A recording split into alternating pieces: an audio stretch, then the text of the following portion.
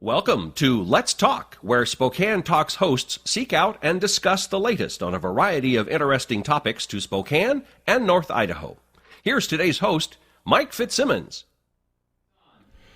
Welcome to this edition of Let's Talk. We're talking about politics in the state of Washington, the Spokane area affected by it.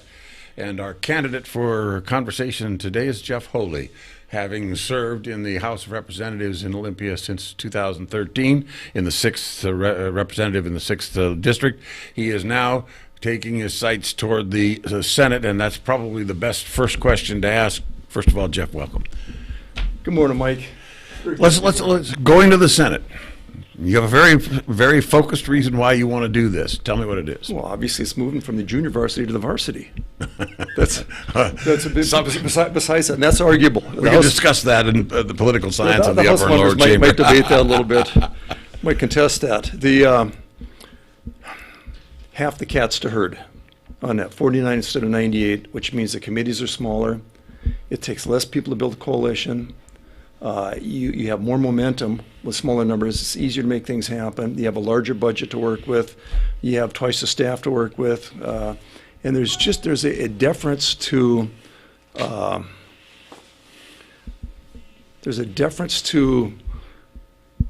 senator somehow that there isn't to a representative. And I don't exactly know how to qualify or quantify what that is.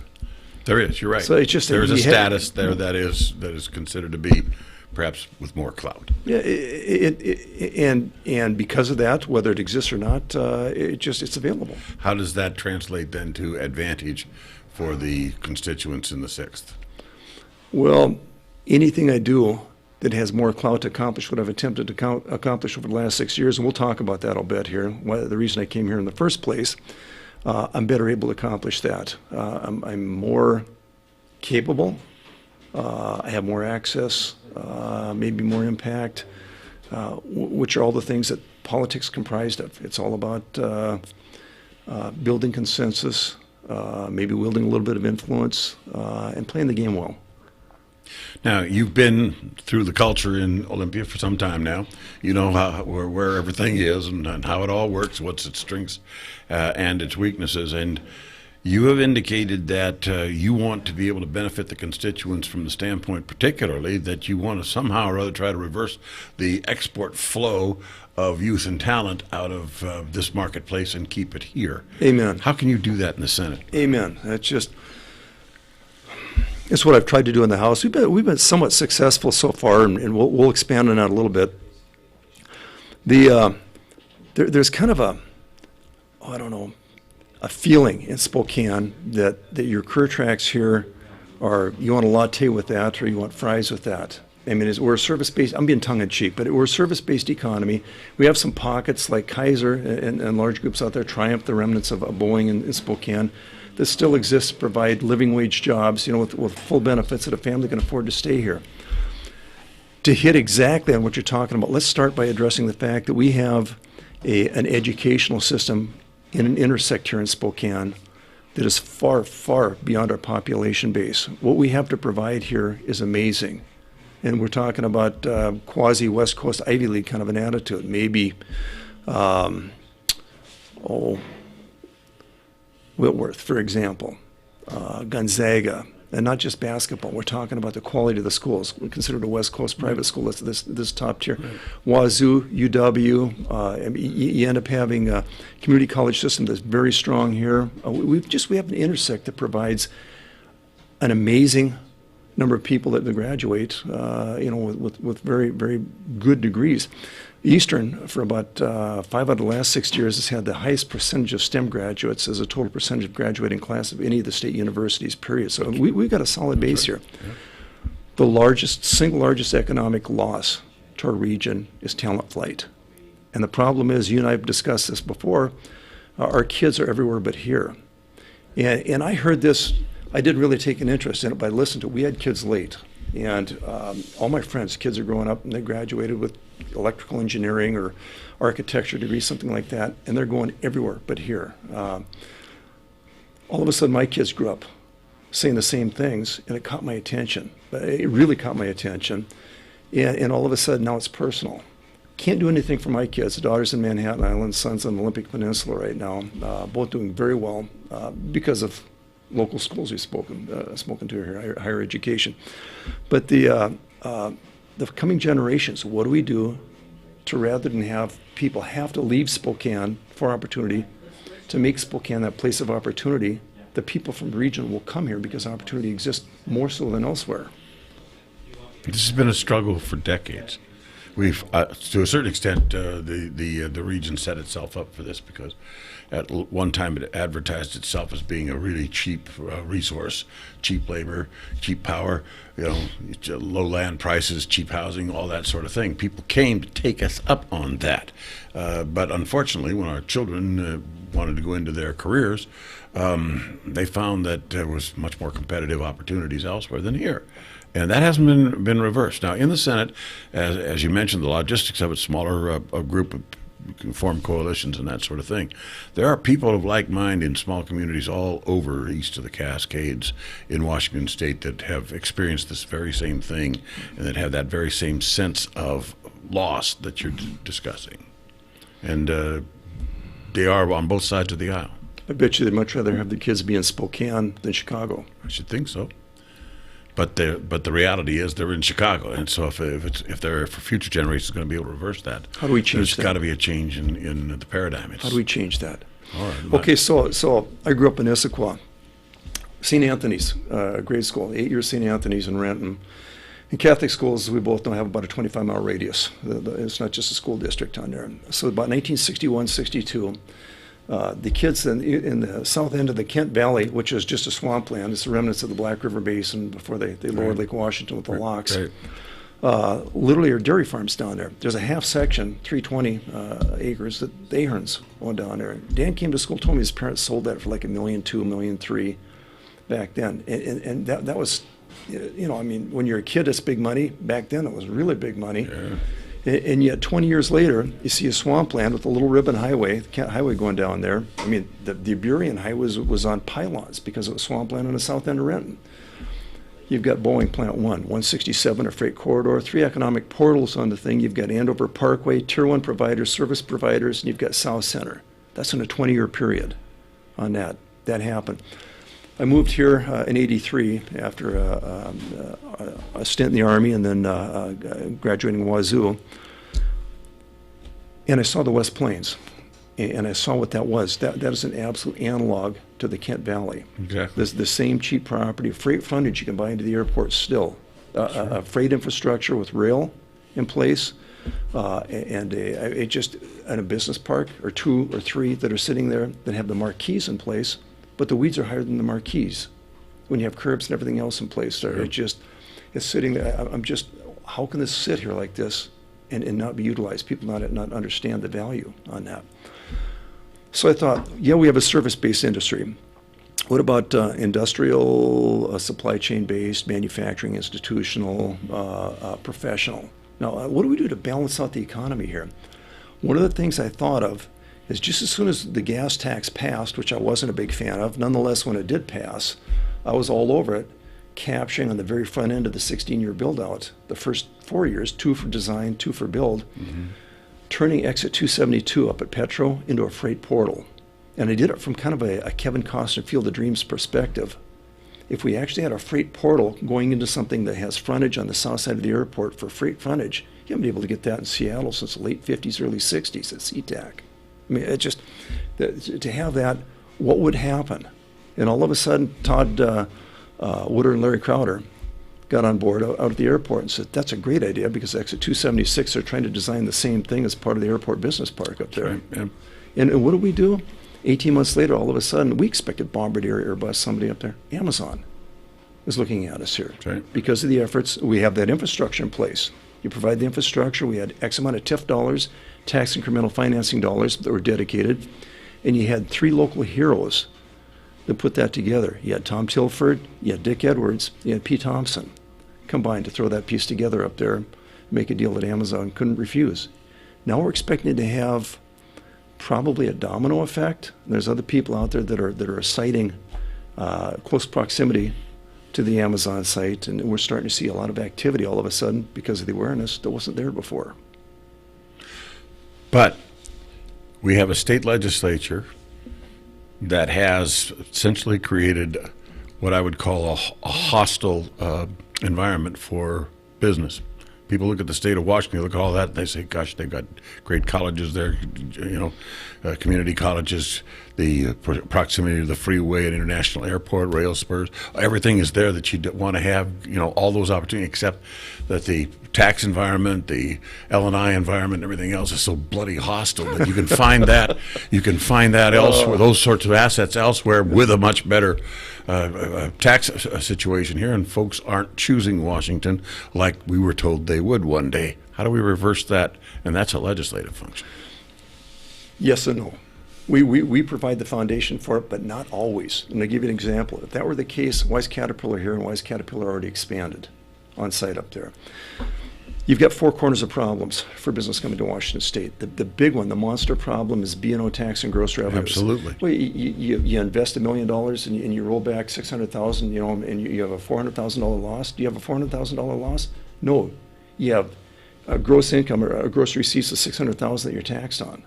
Think about that. Who would put venture capital anywhere in Washington State? Then you have a regulatory environment that is nuts with multiple overlapping entities out there, some administrative, some federal, odd players in this. And if you actually meet the requirements of one, sometimes you're violating the requirements of another. That's another part that's a mess. Third part is you've got L&I surpluses being built on the back of businesses out there. Sure. It just...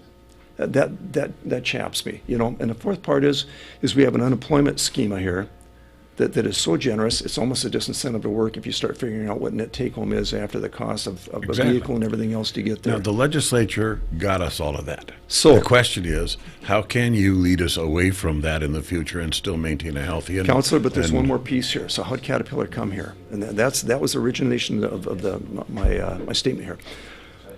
Al French had the insight to understand what some of the business's resistance are. And it's not just the structural stuff that we're doing, but he got code enforcement and zoning and planning and permitting, everybody around one table, and he basically sat Caterpillar down and he said, look, he says, tell them what they need to have, what they need from you, what they're going to have to deal with. He said, you better be accurate because that's going to be good for 5 to 10 years. You're not going to change anything. He said, you're not going to give the farm away, but just be specific in what you're going to have, and you're going to live with it for an extended period of time. Right. That was one of the biggest concerns of business coming to Washington State, is that what local entities and what the state provides, everything out there, what they tell them today is not going to be what they extract from them tomorrow. That's the issue.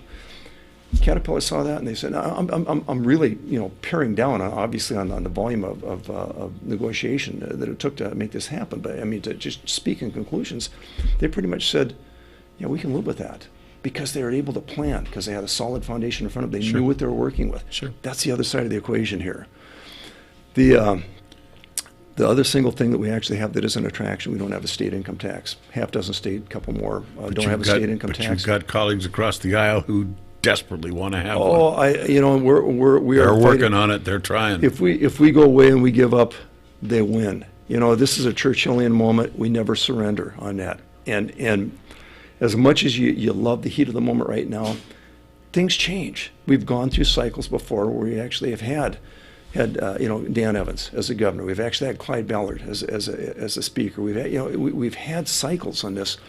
When the cycles come back around, let's hope we actually are prudent with what we do. We can adjust some of the damage that's done out there and make Washington a business-friendly place. I'm going to stick around if I can until that happens. Watching the pendulum at the moment, however, it isn't moving in the direction you'd like to push it. We, for example, the last legislative session in Washington State left approximately $4 billion in additional tax revenues on the table that your colleagues across the aisle would have wanted to pass, and if they have the majorities necessary to do it, they'll go after it again this time. So, we're not necessarily dealing with everybody who's on the same page as you. I agree with the assessment that you have with respect to how it affects the area, but there are other folks who have other agendas in place, and you're going to have to figure out a way to work around those. Team effort. So we had a minority in the Republican caucus in the House this last session. The taxes roll on the table. You're spot on accurate with that this last session. Why did they not touch them, didn't pass them? Frank Chop wouldn't bring them up, Speaker of the House? It's an election cycle coming up here. You Exactly. actually want to do that? Yep. We had a little bit of a, the Democrats are great at promising, wait, the taxes aren't going to affect you. They're the 1%ers. They're the business owners. They're the fat cats. They're the guys on top, this kind of thing. We had an intersect here with the Supreme Court mandate to bump McCleary from 2019, bring it all the way up to 2018. We had to come up with about $1.2 billion additional money, right? Right. Funny part is, that was a property tax bump that was pretty substantial statewide on that. You add that to the fact that that's across the board for everybody, including the people in the middle of King County, right? All the people that would have maybe a more of a cavalier attitude about taxing everybody else. On top of that, you have ST3, where they're going to self-fund a light rail system, and you have, I mean, I'm tongue-in-cheek, but not far off, $1,000 tabs for 10-year-old cars over there. These people are screaming uncle. All of a sudden they realize there is no fat cat, there is no 1%, there's nobody else. That's us. It's an opus moment. We met the enemy, he or us. And there's some resistance, there's some tax exhaustion already that we have people screaming on the other side, and they're not just Republicans screaming. Well, that's true. So there's a chunk with that.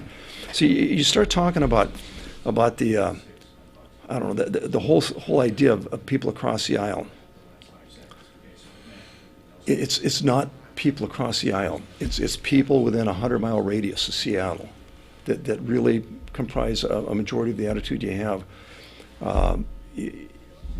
Once the campaigns are over, and all the social issues are put back in the box, and the vitriol calms down, the election certified, everybody, and I mean everybody over here, Democrat, Republican, in the House and the Senate, goes back to structuring influence, goes back to maintaining projects. Look at the projects over here. Look at the letters requesting projects. Look at the votes on the projects. Look at the funding for the projects. On that, you'll see everybody's name in the region here on them. There is no partisan difference over here. It's an attitude that's a cultural difference over there. And that's, I'm not trying to create like a them or us kind of a thing, but they think differently. And they've had such a population-based change over the last 40 years here. Sure. A cultural change that I think that they're not really on the same page we are anymore. But the psyche of the constituents in the 6th district is not materially different from other districts around here, and that is that essentially we have to fight for everything because those folks run the show, and if they maintain the majorities, we don't get a voice. And that's been their attitude. Now, whether or not that is precisely accurate or not, there is a plenty of truth in that, because these folks do have the power to influence the outcome, perhaps more so than folks in less populated counties over here, and that's always been an issue of concern. If it isn't so, it's still grasped, I think, pretty firmly by most folks who are listening to this conversation. Would you not agree? You're precisely. I'm gonna poke fun at you a little bit. You're not precisely, but you're about 85-90% there with the attitude over here. I have a running 15-minute appointment schedule, 8-10 hours a day times on the Hill in Olympia. And so you see trends or patterns. A lot of people come over and talk about issues that are important to them, surprisingly. It's refreshing to have somebody other than the echo chamber over there. I'll give you an example. It's always, I'll say, what do you mean? Then I'll answer the question myself. Good example is 60 years ago, they identified 3 different pieces needed to be built in Washington State for economic corridor, for market purposes, for economic development, this kind of thing. 520, 405, and the NSC, North-South Corridor on that. They've both been built, rebuilt. Now we're spending, $1 billion to expand 405 so Boeing can hit 100% capacity, this kind of thing. We got slightly less than we wanted, about $980 million to do this. Interestingly enough, this is not like the nickel gas tax package was a couple years back here, to where the actual project list is part of the legislation. This should scare the heck out of everybody. The legislation stands by itself. The project list is separate, which means it's subject to revision. Now, you want to talk about being a stepchild over here. My biggest job to address exactly what you're talking about is running interference with DOT and trying to protect the money that's here and just keep it here. Not ask for more, not do anything different. What we have for our plans and the funding we have, not have them take it away. We've run into things they've talked about already having efficiencies. Mm-hmm. And my question is, and in some of the committee meetings we've had, Are these efficiencies going to be applied elsewhere to the advantage of this project? No. Do you catch your drift where I'm going with this? The money's actually it's accounting tricks to pull it elsewhere out. Yeah, I mean, you're trying to avoid them siphoning it off. That is probably the top tier thing in the Spokane region here that we can do right now to protect our interest, because if we build Wazoo and UW are going to expand medical schools downtown. We're going to have all the peripheral programs that go with them. Right. Professional-based downtown we haven't had before. That's huge. Quasi-university city, manufacturing, supply chain-based West Plains, and a brand new economic corridor on the east side of the county with the NSC. Spokane it's going to grow whether we want it to not. How well we manage the growth and plan for it, prepare for it, that's the trick. We don't have a whole lot of time left, but I got several things I want to talk about, so let's do some Q&A kind of quick. Okay, shoot. Yeah. Let's take a look at McCleary, all right? Yeah. Spending an awful lot of money on education in the state of Washington. I mean, in my opinion, far more than we're getting our bucks worth out of in the first place. It's been that way for a long, long time. It's more of a political football than it is a practical reality in terms of improving the product by investing more in it, and it's been that way for a long while. Where's this going? What can you do to contribute to the dollars translating to a greater educational outcome in K-12? That was the whole point behind it. The original plan, and this got out of control, partially with some of the negotiations, and people see money that's out there, and it's like chumming at this point. We expected a 3 to 5% increase for the larger school districts out there, and that 10 to 15, 20% increase for Okanagan. For Sumas, all those outlying areas. So we close the gap a little bit and provide some sort of an equivalent, closing the gap in equivalent education outcomes on that. What I didn't see out of anything here is I didn't see anything that directly and dramatically addressed student outcomes on this. So you pay teachers what they're worth. Exactly how does that change anything that they're doing? How does it give them more resources? How do we actually look? We evolved from outcome-based education, which is the absurdity of the great race to the middle. For what purpose here? Now to a common core they're having to deal with. I think these one-size-fit-all issues, are not conducive to the different educational resources and abilities that we have throughout the state. There's a piece of what we're doing to conform that is kind of constricting at this point. I mean, I've seen Waldorf method schools. The charter schools are doing amazing things. Liberal arts education's critical analysis in K-12, that's a lost art. I'm just saying that there's things that we can do to make a difference out there.